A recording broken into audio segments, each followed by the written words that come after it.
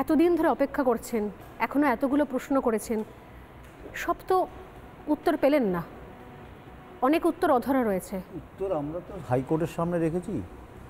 একটা কথা প্রথম থেকে বলতে শুরু করি, প্রথম যেদিন আমরা কোর্টে গেছিলাম আমরা কিন্তু সিবিআই চাইনি, আমরা চেয়েছিলাম কোর্টের সুপারভিশনে একটা স্বাধীন তদন্তকারী সংস্থা এবং ম্যাজিস্ট্রেট পর্যায়ে তদন্ত।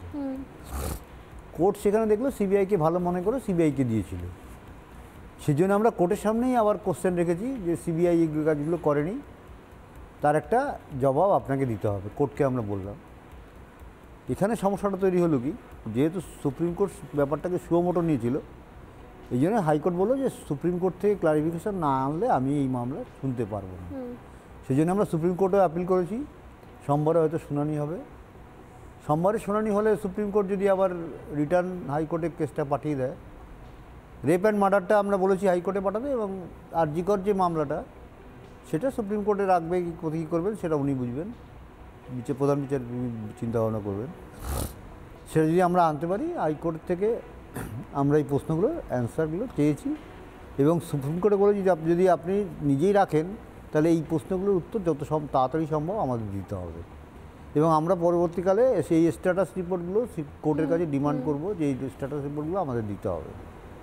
এবার কোর্ট দেবে কি দেবে না সেটা কোর্ট সিদ্ধান্ত নেবে। আপনারা জানেন নিশ্চয়ই যে আজকে যখন এই দোষী সাব্যস্ত করা হয়েছে, আমাদের রিপোর্টাররা যারা বাইরে ছিলেন, আদালত চত্বরের বাইরে, সেখানে অজস্র মানুষ তারা অপেক্ষা করছেন।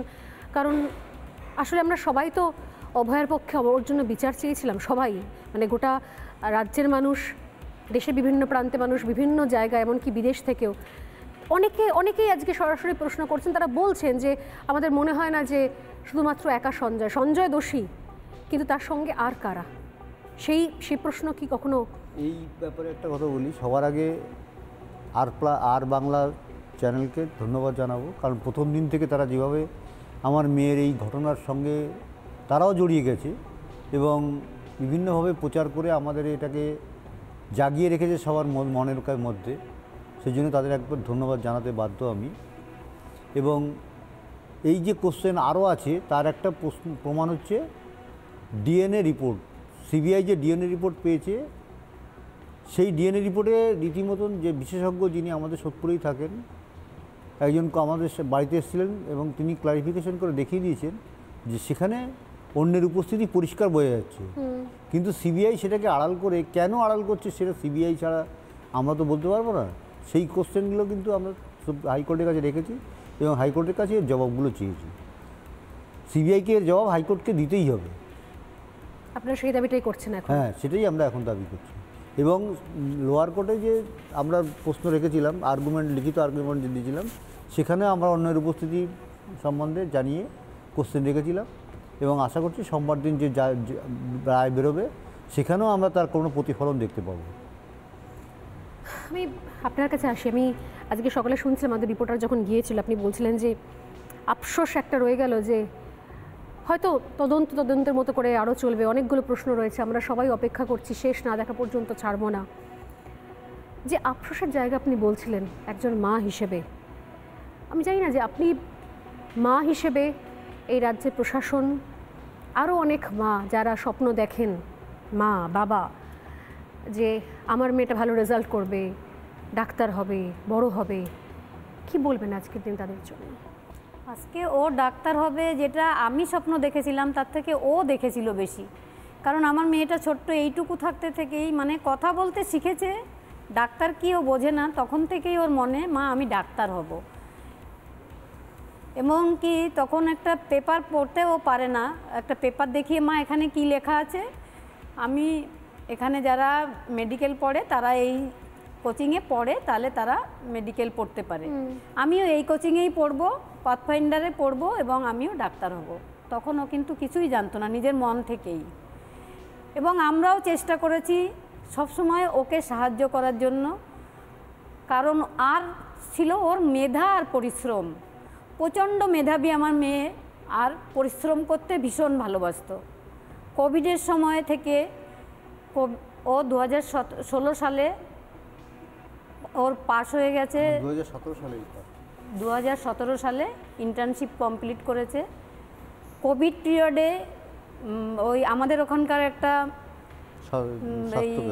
স্বাস্থ্যকেন্দ্র, ওখানে ও চাকরি করতো, ওকে বাড়ি থেকে নিয়ে যেত এবং দিয়ে যেত। ওকে নিয়ে 3-4 দিন আটকে রাখতো। ও এত ভালো ট্রিটমেন্ট করতো, ওকে গেলে ছাড়তেই চাইতো না। যেখানে মানে কেউ ঘর থেকে বেরোতে পারবে না, সেখানে ও 3-4 দিন হসপিটালে গিয়ে আটকে থাকতো।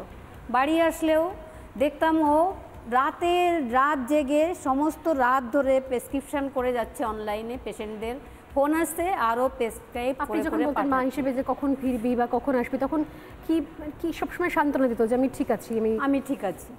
এবং রাতে তুই একটু ঘুমাবি না মা, এরা তো মানে পেশেন্ট, এটা তো আমার ডিউটি। এবং যখন ওর হয়তো একটু শরীর খারাপ, আজকে আর চেম্বারে যেতে হবে না, তখন ও বলতো মা ওরা তো আমার জন্যই বসে আছে। এবং চেম্বারের একজন কাকু, যিনি ওর চেম্বারে ডায়মন্ড চেম্বারে বসতো, ওখানে যদি 10টা পেশেন্টও দেখতো তো 5টাও পয়সা না নিয়েই দেখতো। ও আমার পয়সা লাগবে না কাকু, ছেড়ে দাও, এরা খুব গরিব, এরা ওষুধ কিনে খাক ওই পয়সাটা দিয়ে, আমার পয়সা লাগবে না। এবং ও চলে যাওয়ার পরেও কাকু নিজে সংবাদ মাধ্যমে এই কথাগুলো বলেছেন। এবং আমাকে সবসময় ও বলতো মা আমার নামের পাশে যেন অনেক ডিগ্রি থাকুক, আমার টাকা পয়সা চাই না। সেই মানুষটা যে এইভাবে আমরা হারিয়ে ফেলবো আমি কোনো দিন ভাবিও নি। সেদিন যে ডিউটি আসবে, লাস্ট ডিউটি হবে, সেটাও আমি ভাবিনি।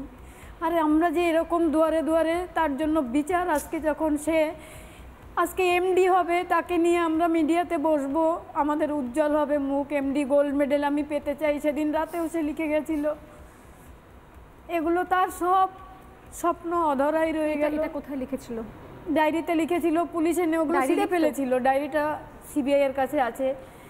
পুলিশ এনে আমাকে দেখাচ্ছিল, দেখুন ওগুলো আপনার মেয়ের হাতের লেখা কিনা। আমি তখন দেখলাম ওখানে কি লেখা ছিল, পরের দিন কি কাজ করবে ও, কোথায় কোথায় ডিউটি ওর, কোন চেম্বারে বসবে, এবং আমার এমডিতে গোল্ড মেডেল পেতেই হবে, বাবা মাকে ভালো রাখতে হবে, বিয়ে ভালোভাবে করতে হবে, স্কিন কেয়ার করতে হবে, এগুলো সব লেখা ছিল ওই পেজটার মধ্যে। তার সব স্বপ্নই অধরা, সে শুধু বাবা মাকে দিয়েই গেছে, নিয়ে যায়নি কিছুই। আপনি বলছিলেন যে ডিগ্রির জন্য এত লড়াই, সেই ডিগ্রিটাই কি, সেই নামটাই মুছে গেছে। কিন্তু আমি চাইবো ভগবান ঈশ্বর আমাকে একটা মানে ডায়মন্ড দিয়েছিলেন, সেটা আমি ধরে রাখতে পারলাম না। এই সমাজের জন্য, এই সমাজ আমাকে চোখে আঙুল দিয়ে দেখিয়ে দিয়েছে যে ভালো মেধা থাকলেই শুধু হবে না, বাবা মাকেও প্রভাবশালী হতে হবে যদি স্বপ্ন পূরণ করতে হয়। আমার এটা মনে হয় কেন মেয়েকে আমি আরজি করে ভর্তি করলাম, না হলে হয়তো আমি মেয়েটাকে হারিয়ে ফেলতাম না। নানা ধরনের কন্টেন্ট দেখার জন্য লাইক করুন, শেয়ার করুন আমাদের ফেসবুক পেজ, সাবস্ক্রাইব করুন আমাদের ইউটিউব চ্যানেল। পাশাপাশি অন্যান্য ব্রেকিং নিউজের জন্য অবশ্যই চোখ রাখুন রিপাবলিক বাংলায়।